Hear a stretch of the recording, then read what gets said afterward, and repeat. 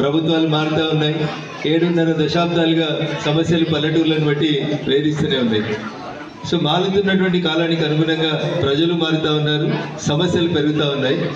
చాలామంది మిత్రులు, నాకంటే ముందు మాట్లాడినటువంటి మిత్రులు ఒక్కొక్కరు నిజాయితీగా వాళ్ళ గ్రామానికి కావాల్సినటువంటి అవసరాల గురించి నా ముందుంచడం జరిగింది.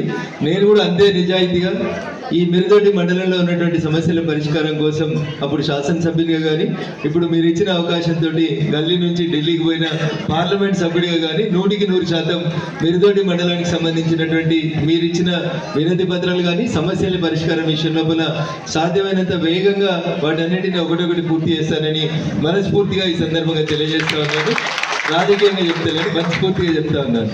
మొదట గుళ్ళోకి పోయినప్పుడు మిత్రుడు కమలాకర్ రెడ్డి గారు ఈ పక్కన ఉన్నటువంటి స్థలం తీసుకున్నాం సార్, ఇక్కడ మాకు ఒక షెడ్ కావాలి, దీనికి ఒక 10 లక్షల రూపాయలు మంజూరు చేయమని అడగడం జరిగింది.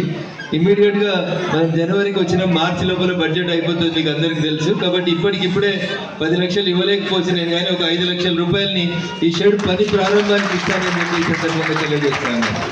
మార్చి 31 తర్వాత ఏప్రిల్ నుంచి వచ్చేటువంటి నెక్స్ట్ ఫైనాన్షియల్ ఇయర్లో ఇంకొక 5 లక్షలు ఇచ్చి మొత్తం ఈ షెడ్ కార్యక్రమాన్ని పూర్తి చేస్తానని ఆ రాముడి పేరు పెట్టుకున్నటువంటి రఘునందనుడిగా 100% మిరుదొడ్డిలో రామాలయం కోసం పని పూర్తి చేస్తానని చెప్పి ఈ సందర్భంగా తెలియజేస్తా ఉన్నాను. ఢిల్లీకి పోతే శ్వాస తీసుకోవడానికి ఇబ్బంది పడతా ఉన్నారు కొంచెం వయసు అయిన వాళ్ళు. ఎందుకు అంటే గాలిలో ఇంత ఫ్రెష్గా ఎయిర్ ఎక్కడ కనబడదు.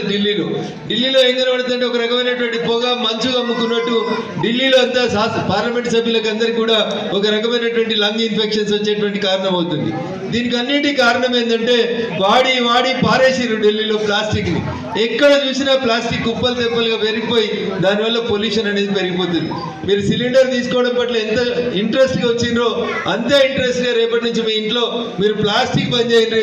రఘునందన్ రావు కోసం కాదు, మీ బిడ్డలు ఎవరైతే ఉన్నారో మీ కొడుకు బిడ్డ వీళ్ళు భవిష్యత్తులో బాగుండాలంటే దయచేసి ప్లాస్టిక్ వాడకానికి మీరందరూ దూరం కావాలని సవినయంగా అప్పీల్ చేస్తూ, దేవరాజు అడిగినటువంటి 4 ఐమాస్ లైట్లు తప్పకుండా మార్చి 31 తర్వాత కొత్త ఆర్థిక సంవత్సరంలో తప్పకుండా మిరుదొడ్డికి 4 ఐమాస్ లైట్లు పంపిస్తానని చెప్పి ఈ సందర్భంగా తెలియజేస్తా ఉన్నాను.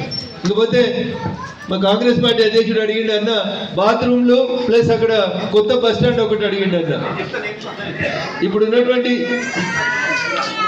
ఉన్నటువంటి బస్ స్టాండ్ కూడా చాలా కాలం దాన్ని కొత్త బస్ స్టాండ్ చేయాలని చాలాసార్లు అనుకున్నాం. డ్యూ టు వేరియస్ రీజన్స్ దాన్ని అక్కడ మంచి బస్ స్టాండ్ కట్టలేకపోయినాం.